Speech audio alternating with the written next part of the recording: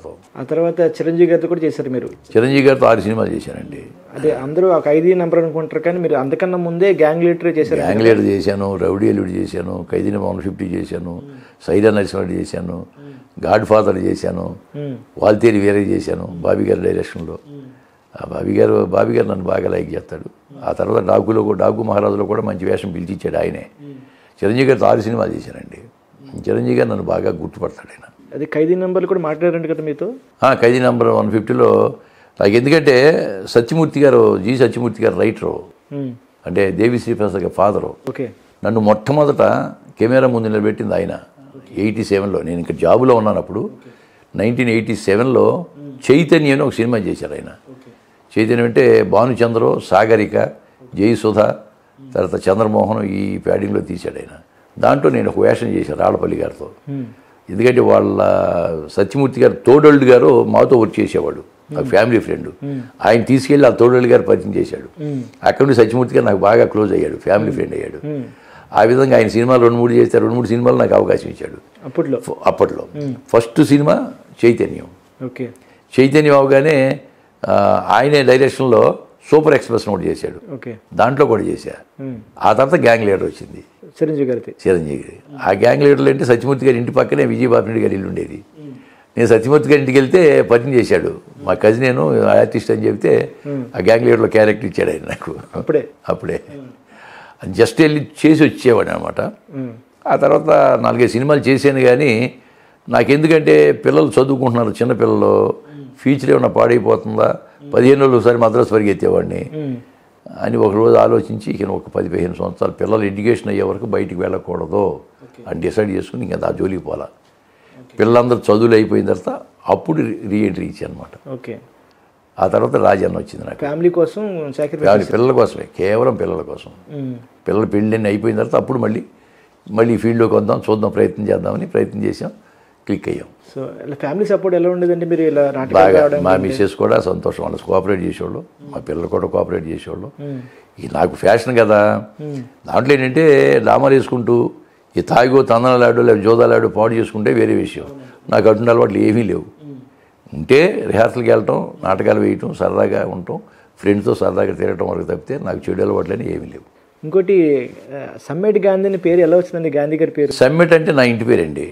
గాంధీ అని మా నాన్నగారు పెట్టిన పేరు. అది ఎలాగంటే 1946లో మహాత్మా గాంధీ గారు కలకత్తా వెళ్తూ విజయవాడలో దిగారు. ఓకే.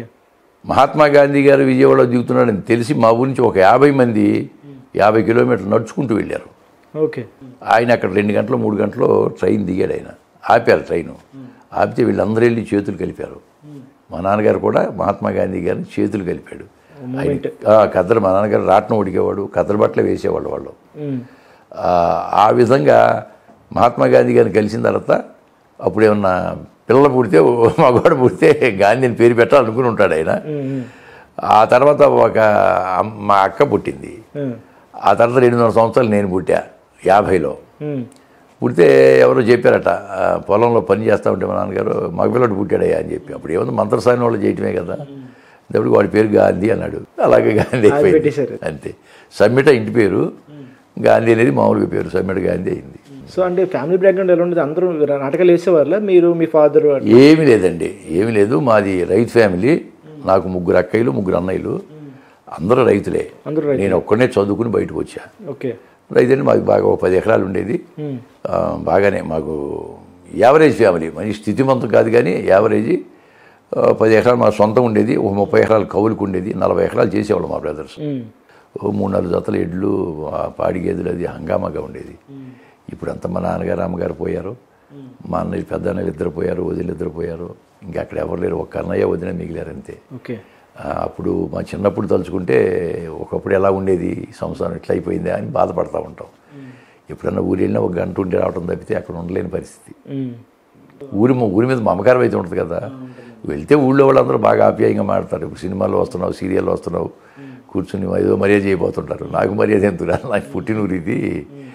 అలాగూ అందరితో కలివిడిగా మాట్లాడి వచ్చేస్తూ ఉంటాను నేను. సో ఊరిని గుర్తొచ్చింది, మీరు రాజన్న రిలీజ్ అయిన తర్వాత, నంద్యాల వచ్చిన తర్వాత మీకు ఊళ్ళో సన్మానం చేశారంటే కదా? అవునండి, మా ఊళ్ళో సన్మానం అంటే అది ఒక విచిత్రమైన ఇది. మా ఊరు పెడన మండలం కదా, పెడనలో సన్మానం అన్నారు. అక్కడి నుంచి మా ఆర్టిస్టులు కొంతమంది ఫోన్ చేసి సన్మానం చేస్తాం, ట్రైన్ టికెట్ వేస్తాం ఎప్పుడు అంటే, ట్రైన్ టికెట్ అవసరం నేను వస్తలేరా బాబు అని చెప్పి నేను వెళ్ళాను. పెద్ద ఎత్తున సన్మానం పెట్టారు ఒక హాల్లో. మేయర్ గారు, ఎమ్మెల్యే గారు వాళ్ళందరూ వచ్చారు. మా ఊరి జనం అంతా ట్రాక్టర్లో ఊరేగింపుగా తీసుకొచ్చారు మిమ్మల్ని. అంటే మా ఊరికి పెడనకి అంతా కలిసి 9 కిలోమీటర్లు తీసుకొచ్చారు. ఆ రోజు నైటు సన్మానం చేయాలి. నాకేమైంది, ముందు రోజు వెళ్ళాను నేను. వెళితే నాకు మొట్టమొదటి నాకు మేకప్ వేసిన ఆవిడ పేరు జానకీబాయి గారు. ఆవిడ ఎక్కడుందని ఎంక్వైరీ చేయాలని నేను ఒక ఫ్రెండ్ అడిగా. ఆ ఏజ్ గ్రూప్లో ఉన్న టీచర్ రిటైర్డ్ ఒక ఆయన ఉన్నాడు, పిచ్చిరాజు గారు అని.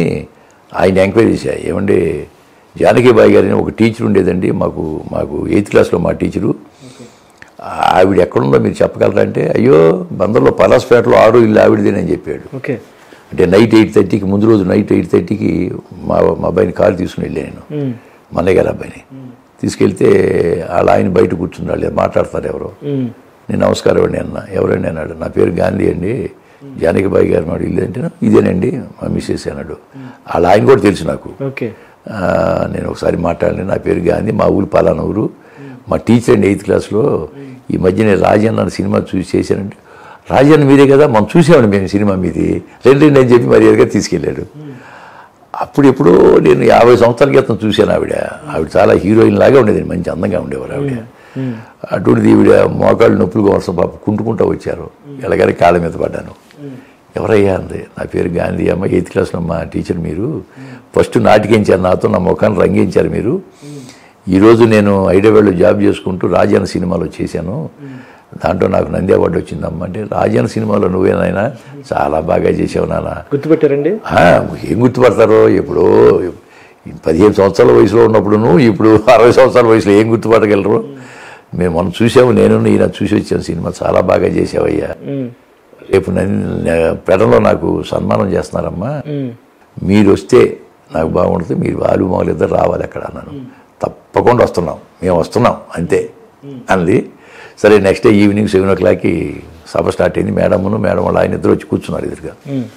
సరే మా ఊరి నుంచి ట్రాక్టర్ మీద తీసుకొచ్చారుగా, ఒక 150 మంది, 150 శాలువాలు, 150 దండలు వేసుకొచ్చారు. ఈ సన్మానం అవుతుంది, ఒక 1 by లైన్ కట్టారు మొత్తం అంతాను. దండలు వేయటు, శాలు వేయటు, దండం వేయటు, ఆ దండ తీసి అక్కడ వేయటు, శాలువ తీసి అక్కడ కుప్ప వేయటు, అయిపోయింది మొత్తం. 150 మంది దాని శాలువలు కప్పారండి. ఆ తర్వాత నాకు సన్మానం చేసే ముందు ఏం చేశానంటే, నాకు మామూలుగా అసలు ఈ నాటకాల్లో ఆసక్తి కలగడానికి కారకురాలైన జానకిబాయి గారు వచ్చి ఉన్నారు ఇక్కడ, మా గురువు గారు, ఆవిడికి నేను సన్మానం చేసుకుంటానని చెప్పా. పర్మిషన్ చేశారు. ఆవిడని పిలిపించి ఆవిడికి నేను సన్మానం చేశాను. ఆవిడ కళ్ళమ్మట పట్టపట్ట నీళ్ళు కాచారు. ఎంత గుర్తుపెట్టుకు చేసావయ్యా, నాకు చాలా చాలా హ్యాపీ ఫీల్ అయ్యారు ఆవిడ. ఆ తర్వాత నాకు సన్మానం చేయటం. సరే నేను మాట్లాడి తిరిగి చూసినప్పటికీ ఒక్క శాలువ కూడా లేదు అక్కడ. ఎవరైతే కప్పారో అందరూ తలవట పట్టుకుపోయారు, మొత్తం ఏమీ లేదు. ఇంకా ఊళ్ళో మా బ్రదర్ని అడిగారు, ఒక్క శాలువ కూడా మూలేదు, మిగలేదు ఏమిటి అన్న. ఎవరికాళ్ళు తీసుకున్నారో 2-3 తీసుకుపోయారు, లేదా పోనీ పట్టుకుపోయి అంటే అది అభిమానం. అభిమానంగా వచ్చి పెద్ద ఎత్తున సన్మానం చేశారండి. అప్పుడు నంది అవార్డు మన మండలంలో ఫస్ట్ టైం నంది అవార్డు వచ్చిన వ్యక్తి, చాలా చాలా గ్రేట్ అప్పుడు.